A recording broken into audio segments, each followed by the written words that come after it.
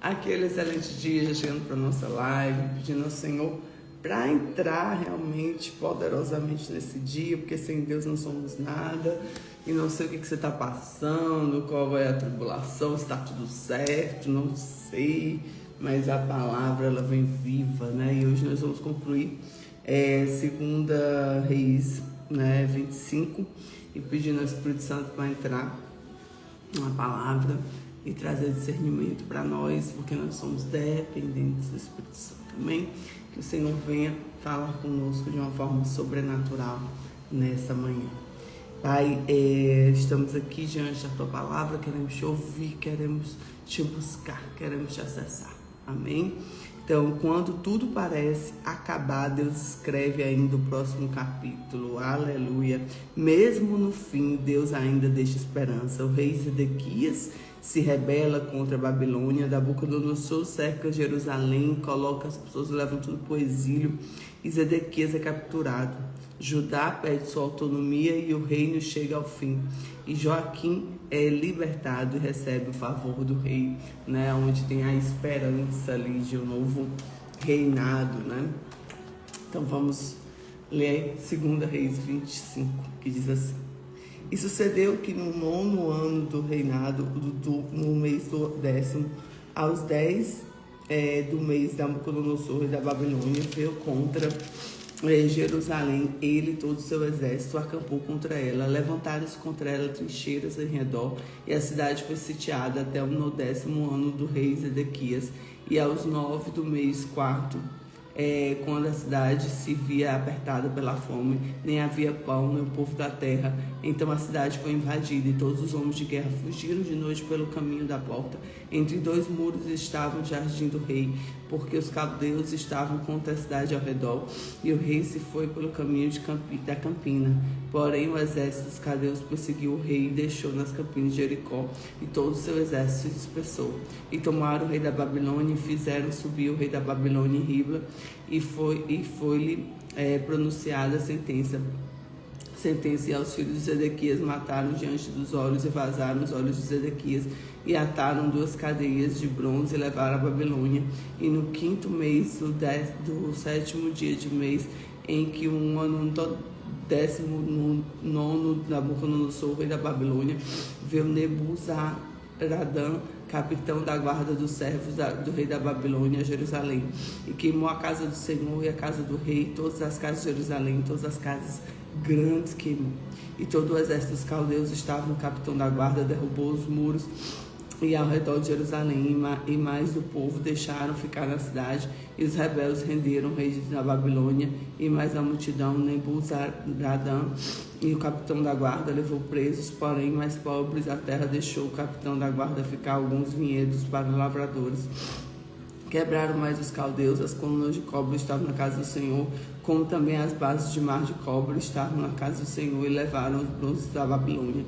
Também tomaram as caldeias, as pás, apagadoras, as colheres, e todos os vasos de cobre se ministravam. Também o capitão da guarda tomou braseiros, bacias, que era ouro puro, e ouro que era prata em prata.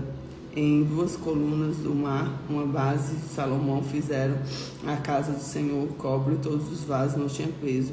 A altura da coluna era 18 covados, e havia um capitel de cobre, e a altura do capitel 3 covados, e rede de romão ao redor do capitel, tudo era de cobre, semelhante que era na coluna com a rede.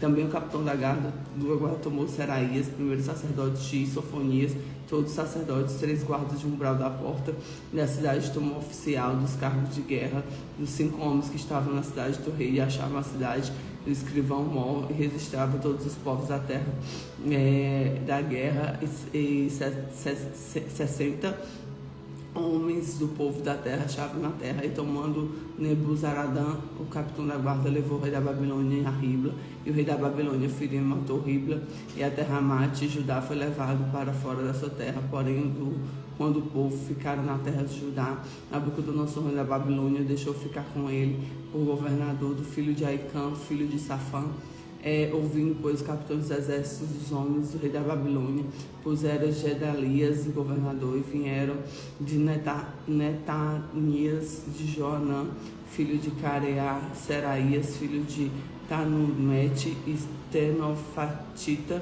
Zananias, filho de Macatita, e eles e todos os homens. E Gedalias jurou a eles e seus homens, e lhes disse: não tem mais ser servos de caldeus, ficai na terra, servi ao rei da Babilônia, e bem vos irá. Sucedeu, porém, que no 7º mês veio Ismael, filho de Netanias, filho de Elisama,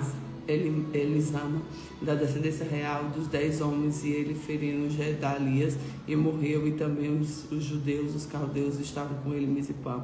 E todo o povo se levantou contra o menor, do maior, e também dos capitães dos exércitos foram do Egito, porque temeu os caldeus.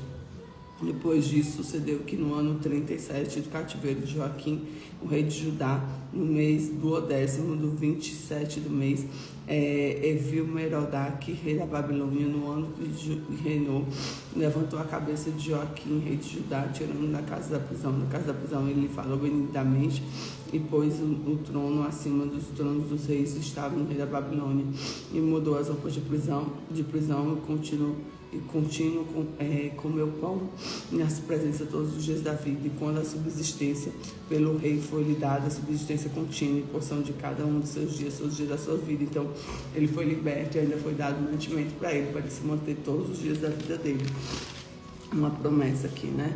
E aqui a gente conclui, né, verdadeiramente 2 Reis.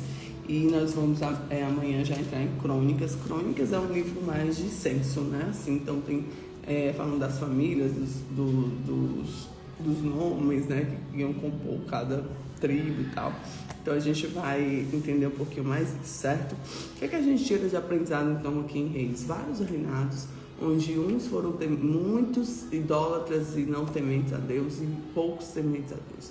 Mas aqueles que eram tementes a Deus, grande graça, eles desfrutavam e eles acessavam. E o que a gente tira aqui? O pecado tem consequências reais, né? Nossas escolhas têm impacto na nossa vida. E a gente às vezes acha assim, não, mas eu estou fazendo por mim, não tem nada a ver com o outro, não. Tudo que você faz impacta gerações, certo? Segundo, resistir a Deus pode trazer dor. Zedequias insistiu na desobediência e a rebeldia prolonga o sofrimento. Terceiro, Deus continua sendo justo em todos os caminhos. Deus é fiel, tanto nas promessas quanto nos avisos. Mesmo na disciplina, Deus não abandona. Deus continua presente mesmo no deserto, sempre dá um sinal de esperança e recomeços. Né? Então Deus é minha esperança. Declare hoje: Deus é minha esperança, Deus é minha esperança. Aleluia.